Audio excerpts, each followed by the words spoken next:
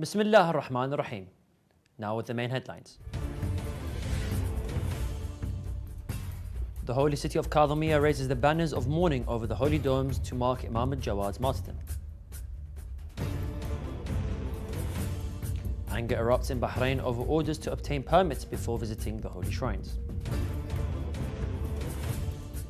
Muslim Scholars League strongly condemns Tajikistan's decision to ban the hijab. And World Health Organization Director calls for swift agreement on pandemic accord.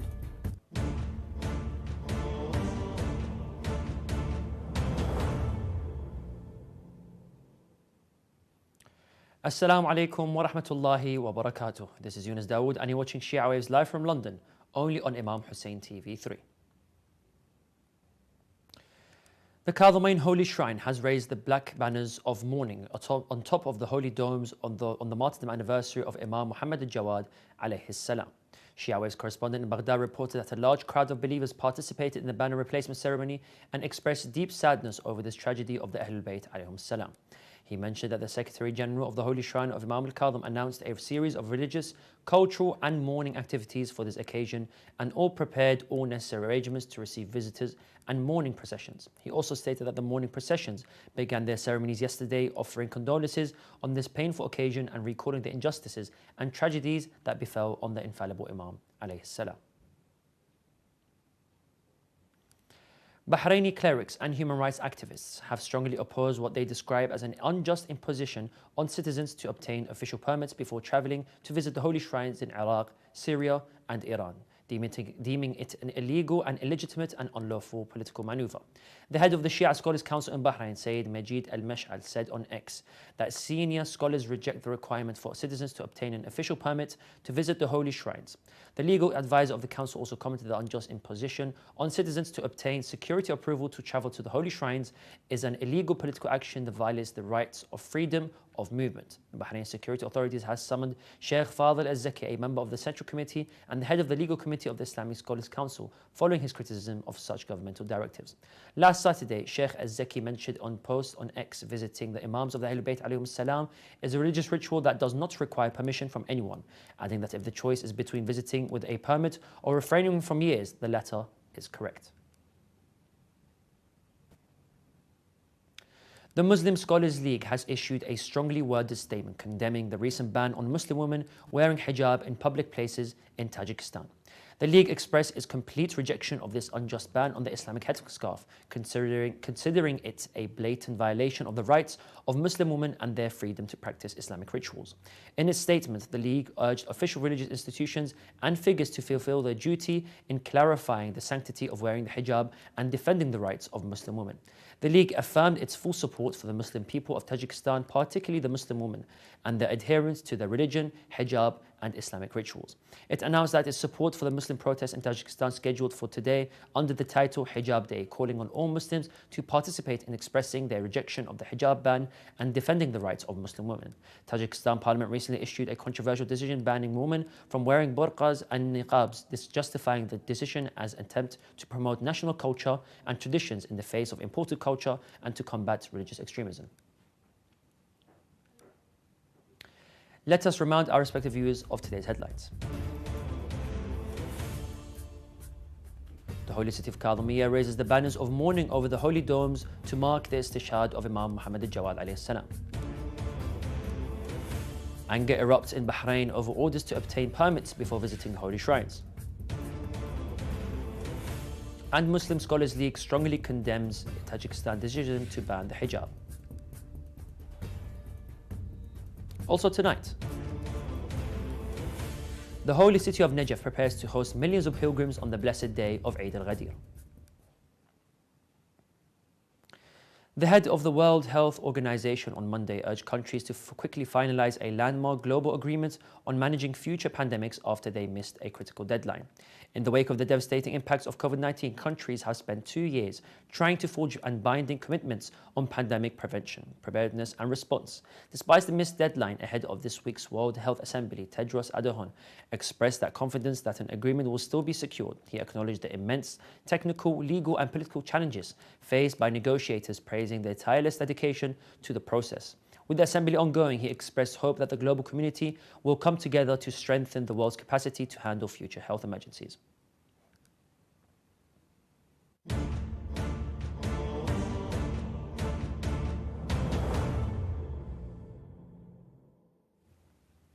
And now continue with some shorter news. A court in Islamabad has nullified the 10-year prison sentences handed down to former Prime Minister Imran Khan and his close aide, ex-Foreign Minister Shah Mahmoud Qureshi. The sentences were related to a case involving the alleged leaking of state secrets. Khan and Qureshi was convicted by a special court in January, just days before its country's general elections. However, the Islamabad High Court has now declared the sentences void. The so-called cipher case centered around the diplomatic cable that Khan claimed contained evidence of a conspiracy to remove him from power in April of 2022. Despite the annulment of 10-year sentences, Khan remains in jail due to separate conviction in a case related to state gifts. UNICEF announced that the cholera cases in Yemen have been rapidly increasing recently, approaching nearly 60,000 cases since the beginning of 2024. The United Nations agency said in an official statement, according to the Ministry of Health, 59,000 cases of cholera and acute watery diarrhea, or AWD for short, have been reported since the beginning of 2024.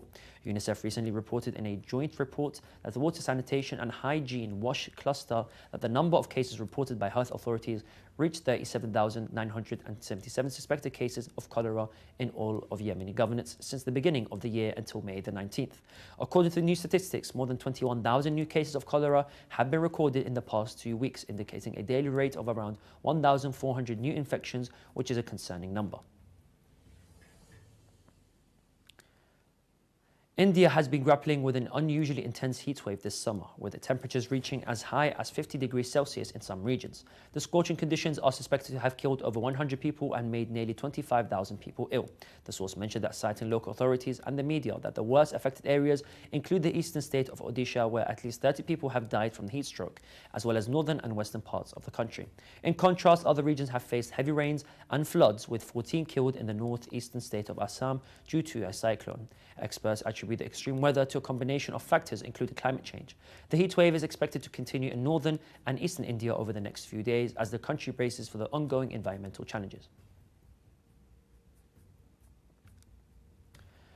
The members of the mission of Grand Ayatollah Sayyid Sadiq al-Hussein al-Shirazi met and talked with the members of the mission of Grand Ayatollah Sheikh Wahid al-Khurasani in the holy city of Medina. The meeting took place as part of the activities of 2 missions in the holy city of Medina on the arrival of the Hajj in 1445 after Hijrah. In this meeting, the 2 sides discussed various issues related to Hajj rituals and providing religious and cultural services to the pilgrims of Baytullah al-Haram.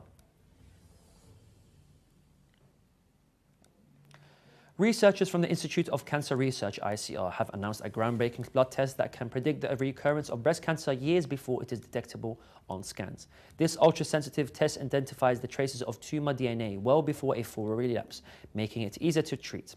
Referred to the liquid biopsy, the test was 100% accurate in forecasting which patients would experience a reoccurrence of cancer, allowing for early intervention. According to findings presented at the American Society of Clinical Oncology conference in Chicago, the blood test typically detected cancer 15 months before symptoms appeared or it was visible on scans, with the earliest detection being 41 months ahead of a scan-confirmed diagnosis.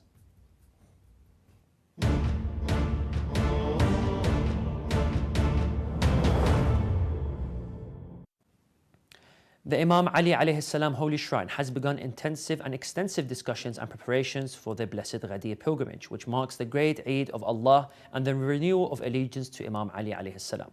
The Holy Shrine said on its official website on Monday that officials are holding meetings to discuss plans and services of the million-person Ghadir pilgrimage, an event when the Holy Prophet salawatullah wasalamu alayhi and Imam Ali alayhi salam as his successor. The statement indicated that there will be various religious, cultural and social activities to commemorate this blessed memory and to rejoice in the Eid of the loyal and loving followers of the Blessed Ghadir Day. It pointed out that there is prior coordination with governmental and non-governmental entities, security services and departments and various groups to ensure the organization and coordination of these efforts. It is noteworthy that this year's celebration will be on a large scale following the Iraqi government's decision to declare Eid al-Ghadir an official holiday in the country. We have reached the end of today's Shia Waves show. Let's remind our viewers of today's headlines. The holy city of Kadhimiya raises banners of mourning over the holy domes to mark Imam al-Jawad's martyrdom. Anger erupts in Bahrain over orders to obtain permits before visiting the holy shrines abroad. Muslim Scholars League strongly condemns Tajikistan's decision to ban the hijab. World Health Organization Director General calls for a swift agreement on pandemic accord. And the holy city of Najaf prepares to host millions of pilgrims on the blessed day of Eid al-Ghadir. You can view the latest news on our website, or you can send news of your city or country to be published on our news agency. Contact us on the numbers at the bottom of the screen. Thank you all for watching, and we pray to Allah the Almighty to hasten the reappearance of the Master of our time. Wassalamu alaikum wa rahmatullahi wa barakatuh.